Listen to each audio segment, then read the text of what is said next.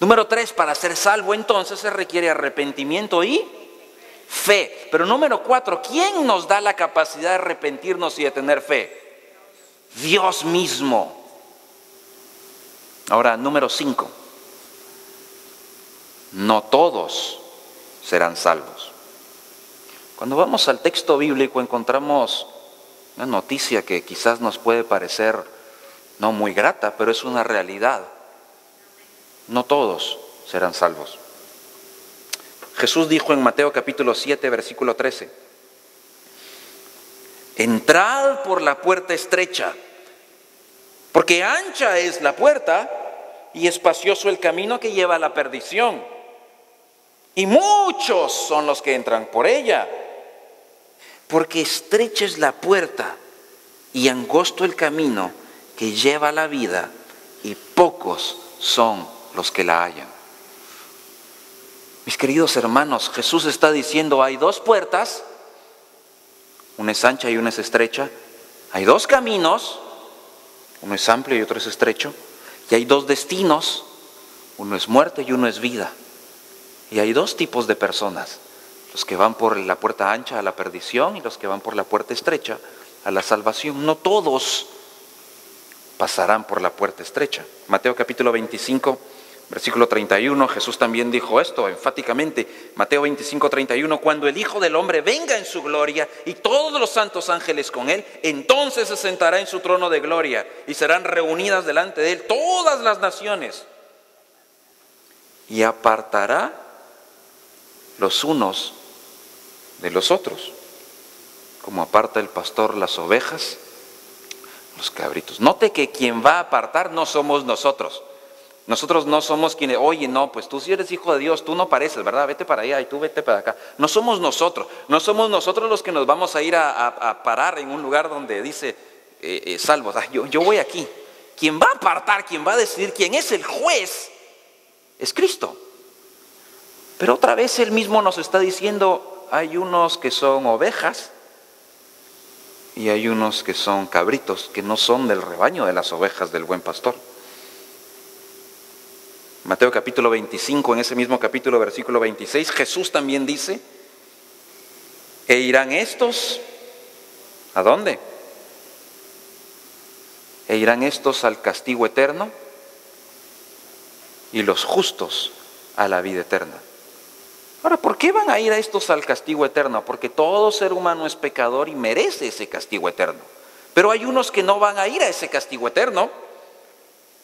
De hecho, más adelante, Apocalipsis capítulo 20, al final de la historia, Apocalipsis 20, 11, Juan escribe diciendo, vi un gran trono blanco y al que estaba sentado en él, de delante del cual huyeron la tierra y el cielo. Ningún lugar se encontró para ellos. Vi a los muertos, grandes y pequeños, de pie delante de Dios. Y los libros fueron abiertos. Y otro libro fue abierto, el cual es el libro de la vida. Y fueron juzgados los muertos por las cosas que estaban escritas en los libros, según sus obras. Y el mar entregó los muertos que habían en él, y la muerte y el Hades entregaron los muertos que había en ellos. Y fueron juzgados cada uno según sus obras. Y la muerte y el Hades fueron lanzados al lago de fuego. Esta es la muerte segunda.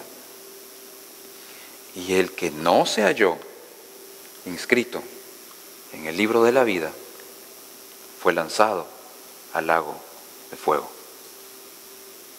Es una cuestión de vida o muerte entender el Evangelio de Jesucristo, ¿verdad? Es una cuestión de vida o muerte eterna. No todos serán salvos. El pensar que porque Cristo ya fue clavado en una cruz, ya toda la humanidad es salva. No, pues Dios es buena gente, Dios va a salvar a todos.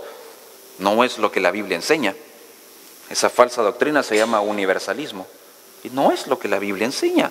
Claramente vemos en los pasajes bíblicos a Jesús diciendo, hay una puerta estrecha y hay una puerta ancha.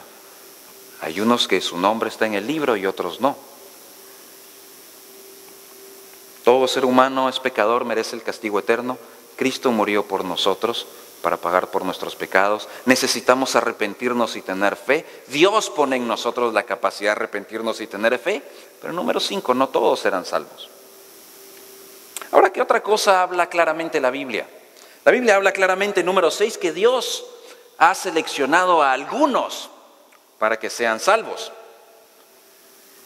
Dios ha escogido a algunos. La Biblia claramente habla acerca de Dios decidiendo escoger, seleccionar, o la palabra que tanto nos asusta, predestinar a algunos. Es un acto de Dios. Hechos capítulo 13, versículo 48. Y por cierto, como dije que eran como 525 versículos los que tenía para hoy, y me alegra que varios de ustedes estén tomando notas. Si se le pasó algún versículo o se quedó dormido en alguna parte, recuerda, el tema de hoy es vida o muerte. Yo quiero dejar luego mis notas para que puedan estar disponibles para todos ustedes, impresas o en la página web, para que puedan luego revisar, meditar. Vean los textos bíblicos. La autoridad la tiene el texto bíblico, porque es la palabra de Dios. Ni mis notas ni mi palabra tiene autoridad, el texto bíblico sí. Hechos, capítulo 13, versículo 48. Lucas relata lo siguiente: los gentiles, habiendo oído esto, o sea, cuando oyeron el evangelio, se regocijaban, glorificaban la palabra del Señor. Y creyeron todos los que estaban ordenados, una traducción de esa palabra sería destinados para la vida eterna. Es muy interesante que Lucas, cuando describe ese momento de alegría de aquellos que no eran judíos que creyeron en el evangelio, dice que estos eran destinados a la vida eterna. Romanos capítulo 8, versículo 29. Pablo escribe lo siguiente, Romanos 8, 29. Porque a los que antes conoció Dios, también los predestinó para que fuesen hechos conforme a la imagen de su Hijo, para que Él sea el primogénito de entre muchos hermanos. Y a los que predestinó, vean esto, a los que predestinó, a estos también llamó. A los que llamó, a estos también justificó. Y a los que justificó, a estos también glorificó. ¿Quién predestina? ¿Quién llama? ¿Quién justifica? ¿Quién glorifica? Dios. La salvación es un acto soberano de Dios. Lo que vemos claramente es que hay unos escogidos y seleccionados. Ahora yo sé que eso está lanzando muchas preguntas en su mente y me alegro, y vamos a seguir, no hemos terminado porque voy a tratar de responder algunas de esas preguntas. Efesios capítulo 1, versículo 4.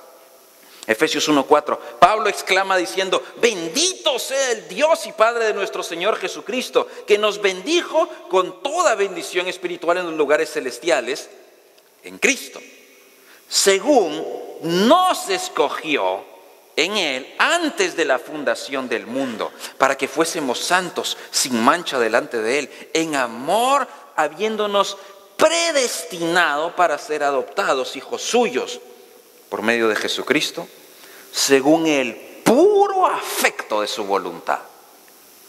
En otras palabras, según como a Dios se le dio la gana. Él es soberano. Ahora, mis queridos hermanos, yo sé que nosotros acostumbramos decir Dios nos escogió y nos sentimos muy alegres. Pero cada vez que decimos esa frase tenemos que entender que entonces Dios no escogió a otros. Y cuando ya lo vemos de esa forma, entonces nos ponemos un poco asustados, ¿verdad? Porque ¿cómo será eso que Dios no escogió a otros? ¡Qué mala gente Dios! ¡Qué injusto Dios! Ya vamos a llegar a ese punto.